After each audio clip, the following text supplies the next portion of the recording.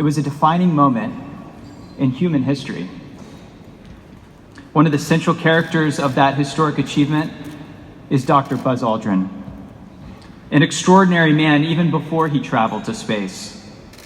After finishing among the top of his class at the U.S. Military Academy at West Point, he went off to the Korean War, where he flew 66 combat missions as a jet fighter pilot. At the end of the war, he transferred to Europe. In fact, just across the border to Bitburg, Germany, where he spent 4 years commanding a squadron of F-100 Super Sabres. He matched his military success in the world of academia by earning a PhD in astronautics from one of America's most acclaimed and competitive institutions of higher learning, the Massachusetts Institute of Technology.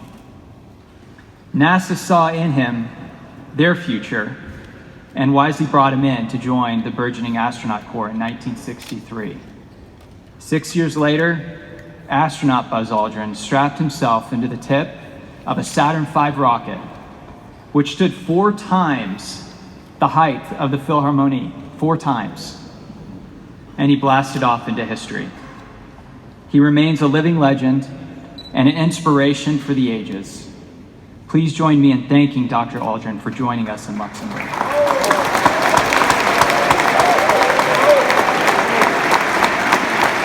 Very much, Mr. Ambassador, and gentlemen and ladies of distinction, my Vice President over here. You may have wondered why I came up on the stage to salute during the national anthem. I'm very proud that a senator from Oklahoma, Senator Inhofe, had a bill passed in '08 that allowed, not mandated, but allowed veterans of military service dressed in not a uniform and not hat on. Didn't say anything about bathing suits, but gave them permission as they wish to salute inside, outside ceremonies that involve the Pledge of Allegiance and the national anthem. And I have been doing whatever I could to remind as many servicemen that this is their choice, to demonstrate the proud that they feel for having served in their country, and also to demonstrate to other Americans and people throughout the world exactly how proud they are of taking on the obligation. I have a brief set of remarks.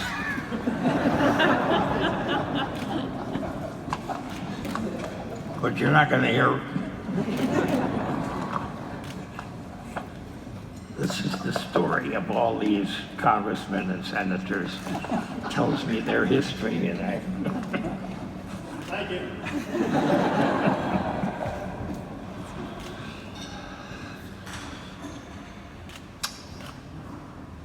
I flew over Luxembourg, maybe not intentionally.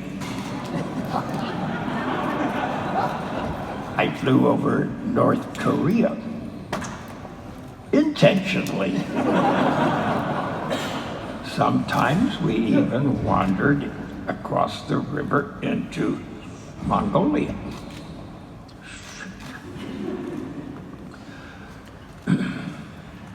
I'm proud of the opportunities that have been given to me, and I'm proud of my father, who pioneered as an early aviator in this business of flying airplanes. It gives us a freedom to see the world, to have that freedom to maneuver. And with rockets, we can now see the world from even further away. The pretty constrained. We can't move quite that much around as an airplane can. But it gives us a great view of our planet. And I'm hoping that gradually more and more, not just astronauts, not just military people, but rather ordinary citizens, they may have to deplete their bank accounts in Luxembourg by a little bit to be able to do this. Now, we've called these people tourists. I like to rename things. Tourist is just not an appropriate term. It is a personal, visual experience, whether it's suborbital, in-orbital, out past the moon's orbit, where you can look back and see the Earth and the moon on the other side. We're a cruiser and a Mars cruiser. And step by step, we will, Jeff Bezos will, I think, be allowing this opportunity to come to us. Since leaving NASA and returning to the Air Force and then retiring from the Air Force, I've had to sort out exactly what I was going to do. And it kept coming back to, what do I know how to do? I know how to admire the freedom of space. I studied a lot about it. I've been there. But we have to do more. And my expertise is not rockets launching, and it's not landing. That was Neil's job. I was watching, making sure not to disturb his thinking. But the first words from the moon were, contact light. That's when we knew we touched down. A little boom from the landing gear hit the ground and bent, and that gave us a signal. In a week or two, we'll be remembering Space Week from the 16th of July until the 24th. And I hope that that becomes more and more recognized as the culmination of a national endeavor. But I think I even saw a replica of the plaque that we had on the front landing gear. We came in peace for all mankind. And as other members of the crew have noted, when we toured around the world after getting out of quarantine to keep you people from getting the germs that supposedly we had, we toured around the world, and it was remarkable how frequently we saw a sign that said, "We did it." And that really warmed us up to have the feeling that everyone felt that they were a part of that endeavor. And I hope that that spirit comes together. We've had a few ups and downs, sometimes in orbit, sometimes back down again, but in retrospect, I've not really been satisfied of the decision-making and the outcomes of some of the programs that we put in place. when we went around the world after our flight, we called it Giant Step. And I think the program of the future should be termed Next Step Space Alliance. That's an alliance of capable, not just space agencies of governments, but capable entities who can contribute to that effort. I've spent a lot of time myself enjoying it, because when a lot of people ask me, why am I doing what I'm doing? I came up with the answer several years ago. When I was 17 years old, I took an oath to serve my country. And I believe that that's what I've been doing ever since. Whether flying over Luxembourg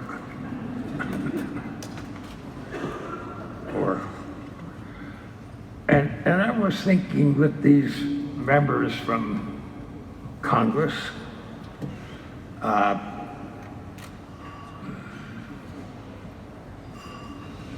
they are a part of where we go. There are enablers and there are hurdles. And I think it is very essential that we eliminate the hurdles and join together. And I would use 5 letters D. We need to discover what we want to do. We need to discuss it. Then we need to decide.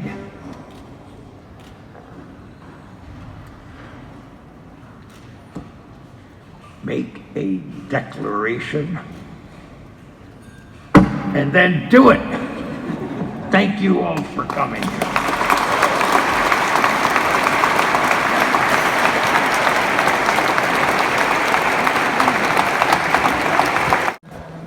Dear Mr. Aldrin, dear guests, I also just saw some of my colleagues from government and also officials, dear members of the House of Representatives, dear senators, dear friends of the friendship between the United States and Luxembourg. I really would like to thank you for the opportunity to take the floor here today, because it's a special year. We celebrate the 50th anniversary of your mission. I'm not yet 50, but I'm getting closer. So for you, you have to realize that at that moment, all the space adventures and experiences made a lot of children dream, and still today. For you, it was a part of a job, of an experience, of an amazing experience. But for millions of people in the world, it was a dream. It was images that we were able to follow, where we lived the fears, the experiences, the joy, every minute with you. And I'm very proud that my government, under my colleague Etienne Schneider, Deputy Prime Minister and Minister of Economy, wants to continue that dream, still today. And a few weeks ago, we had the visit of Secretary Ross to Luxembourg, under the initiative of our ambassador, very active ambassador in Luxembourg, where we together put the energy to continue the space industry and the space mining project that we have together.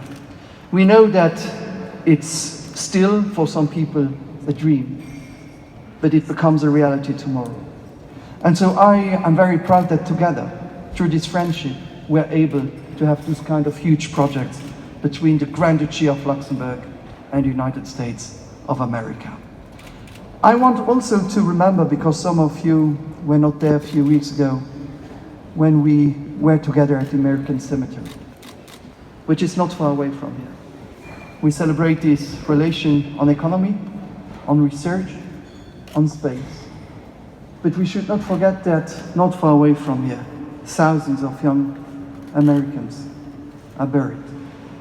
And if I'm able to speak freely in front of you today, it is because young Americans, young Canadians, young Brits died for our liberty.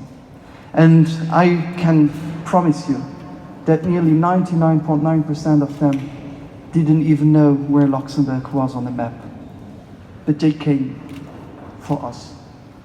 And this is something we should never forget. And I just come back from Brussels. We had long meetings. I'm happy to be able to be here today because I was not sure that I was not still in Brussels tonight. And being able to speak in front of you through this peace project that we have, which is Europe, which since '57 we are able to build things together. And the United States and Europe, and especially Luxembourg, are partners. We need each other.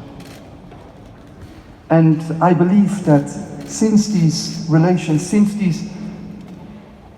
this sacrifice of young American soldiers, we should never forget that peace is never granted. And we should be thankful to these nations who helped us without knowing where we are. So I believe in peace, I believe in friendship, I believe in relations, I believe in exchange, and I would like to say thank you to the American companies present in Luxembourg, to American friends in Luxembourg also, and to the embassy to promote this relation between our two countries. Thank you very much for your attention, and happy Independence Day!